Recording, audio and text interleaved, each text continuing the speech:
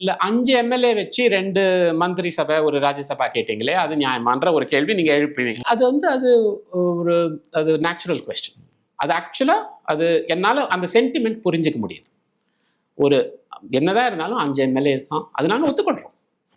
அதுக்கு 2 மந்திரி சபை, ஒரு ராஜ்யசபா நீங்க அப்படி பார்க்குறீங்க. அப்படி பார்த்தீங்கன்னா கரெக்ட். எங்களுக்கு முக்கியமானது தாவேகா தலைவர்களும், உறுப்பினர்களும், தொண்டர்களும், சப்போர்ட்டர்ஸும் அவங்க கிட்டயும் இந்த ஒரு சென்டிமெண்ட் இருக்கலாம். இருக்கு, கண்டிப்பா இருக்கு. ஆமா, அது நியாயமானதுன்னு நான் சொல்லுவேன். அது நியாயமானதுதான்.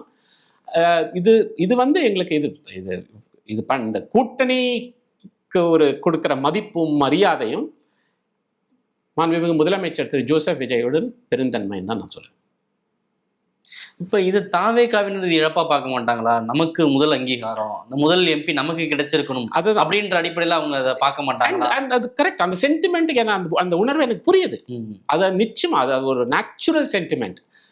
நான் ஒண்ணு தான் சொல்ல விரும்புறேன் அவங்க கிட்ட. இது வந்து டெல்லியில் அனுபவம் உள்ளவர்கள், இந்த ஒரு நம்ம முதல் முறைன்னா ஒரு கிட்டத்தட்ட 50-60 வருஷத்துக்கு அப்புறம் தமிழ்நாட்டில் ஒரு கூட்டணி ஆட்சி. இப்போ ஒன்றிய அரசுக்கும் மாநில அரசுக்கும் நிறைய ஒரு இது போயிட்டு இருக்கு. இதற்கெல்லாம் ஒரு துணிச்சலான ஒரு குரல், ஒரு டெல்லியில் புரிதல் உள்ளவர் ஒரு குரல், இந்த குரல் ஒன்று வேணும் அப்படின்னு யோசிச்சு எனக்கு இந்த பொறுப்பு கொடுத்துருக்காங்க. ஸோ இதை வந்து நான் ரொம்ப சீரியஸாக இருக்கிறேன். நான் தமிழக வெற்றிக் கழகத்தின் சப்போர்ட்டர்ஸும் தொண்டர்களுக்கும் நான் சொல்வது, லவ் யூ.